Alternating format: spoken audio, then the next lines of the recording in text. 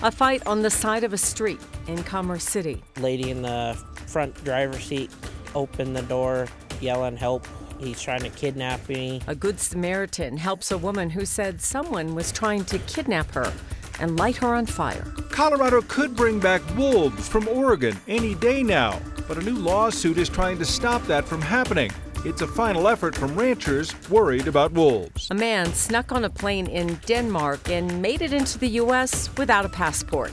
The new FBI investigation into how he was able to sneak onto a flight. Coach Prime has taken over CU, and now CU is taking prime time to the classroom. 4 o'clock at 9 News starts now.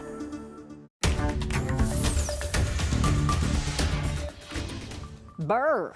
It is cold out there. At least maybe it's because of all the humidity mixed in there and the fog and the clouds that just sucked us in all day.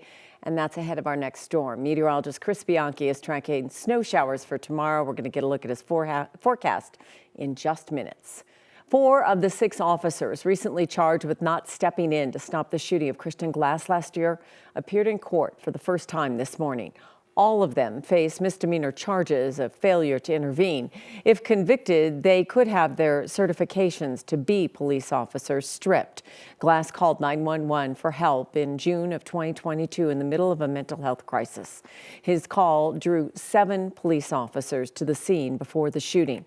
Glass's father, Simon, has long argued all officers on scene that night should be charged for not stepping in to stop the former Clear Creek County deputy who pulled the trigger. It just emphasises the unbelievable nature of this, that there's senior people there, there's people that should have known better, who did nothing, who literally, or worse than nothing in some cases.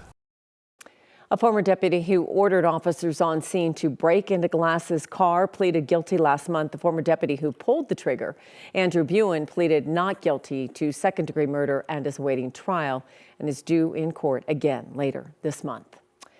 First at 4, Commerce City Police are investigating what they're calling a disturbance inside a car. It happened near Tower Road and 96th. And a witness says the driver had been doused in gasoline and was screaming for help, saying she was being attacked by her passenger.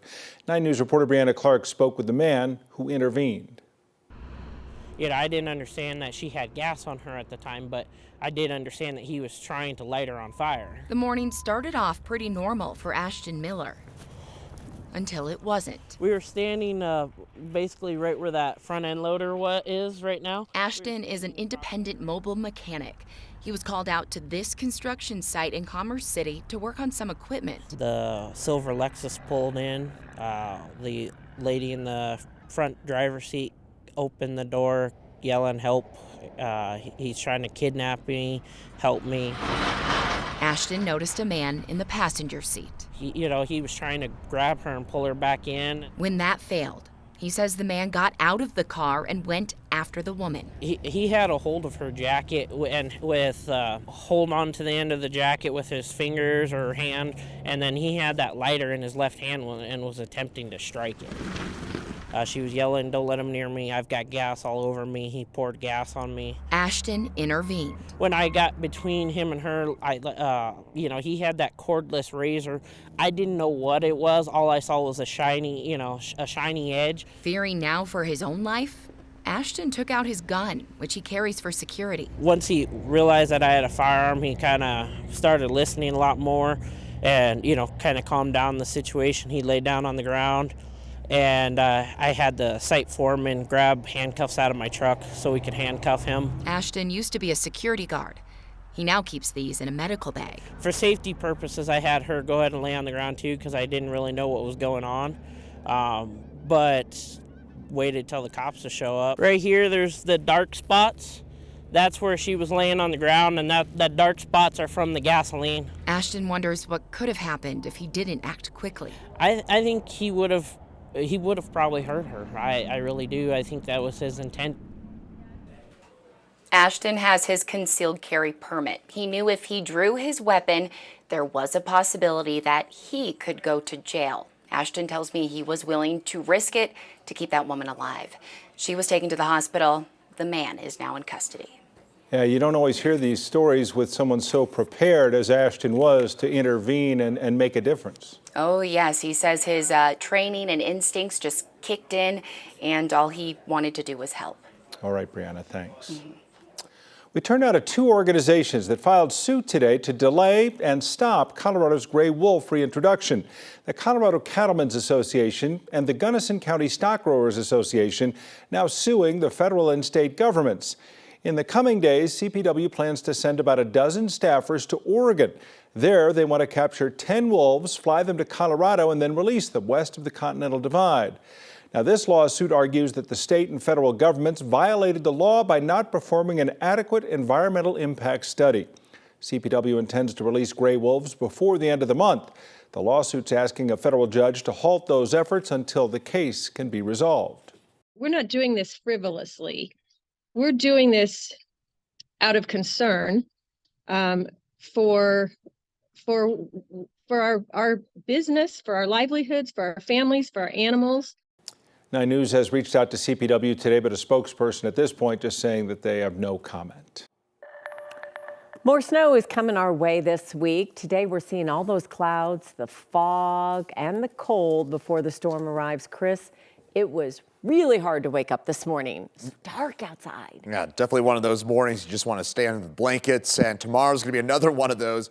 And maybe tomorrow we'll have just a little bit of snow as we wake up on your Wednesday morning. Better chance for tomorrow night to see some measurable snowfall here in the Denver area. Now, here in Denver, 2 waves of potentially light snow. First tonight, second one tomorrow night. Again, better chance tomorrow night for some of that light snow. And then later in the week, we'll get that sun back out starting on Thursday, and that'll last through the upcoming weekend and into next week. Meantime, HD Doppler radar, it's cloudy basically everywhere statewide here, but we do have some light snow out across the eastern plains. So Burlington I-70 on south, just watch out for a little bit of accumulation on the roadways from Lyman on east to about Burlington on south on I-70.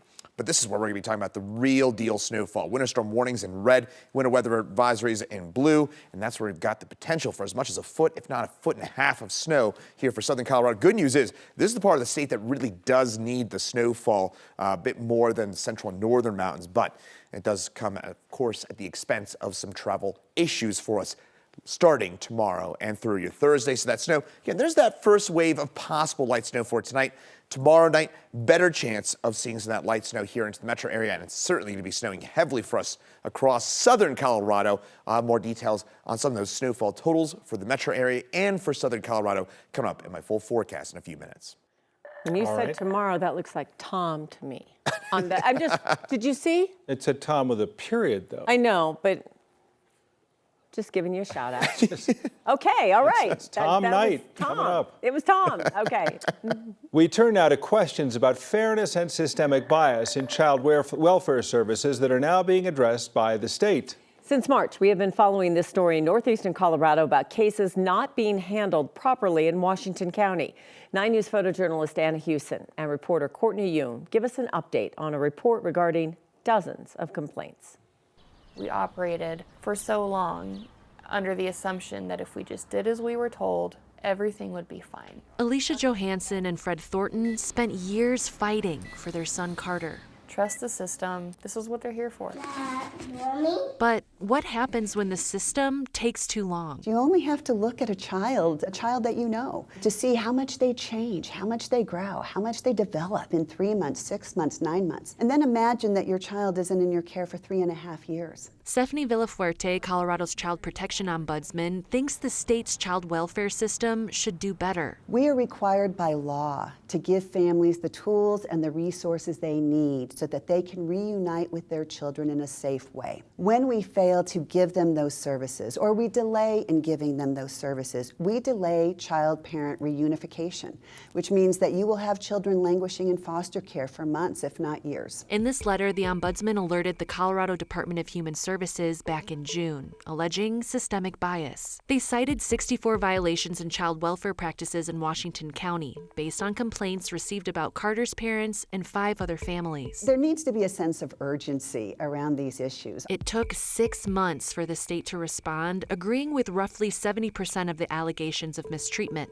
CDHS said, quote, "The totality of information provided for the complaints does not support claims of alleged bias." But the ombudsman disagrees. Parents were not being treated respectfully, they were not being treated professionally, and in many instances they weren't being given the services they needed to reunite with their children. What's still concerning to the ombudsman is the way the state conducted this internal investigation. They did not interview a single parent, family member, community stakeholder, or even a youth in this instance. I don't see how one can evaluate whether there is systemic bias without interviewing the very people who have been impacted. She worries there'll be no accountability. The way that our laws are set up is that the Colorado Department of Human Services is the supervising entity for all county human service departments. They are the last stop. Slowly, you gotta look left. Which leaves parents like Alicia and Fred still wondering why the system failed them. There's supposed to be oversight. They're supposed to make sure that these things don't happen, and that just wasn't there here. CDHS reviewed all 64 allegations and decided they didn't need to look into other cases. The department says over the last 6 months, it has provided training, conducted multiple site visits, and did not identify any pervasive practice issues.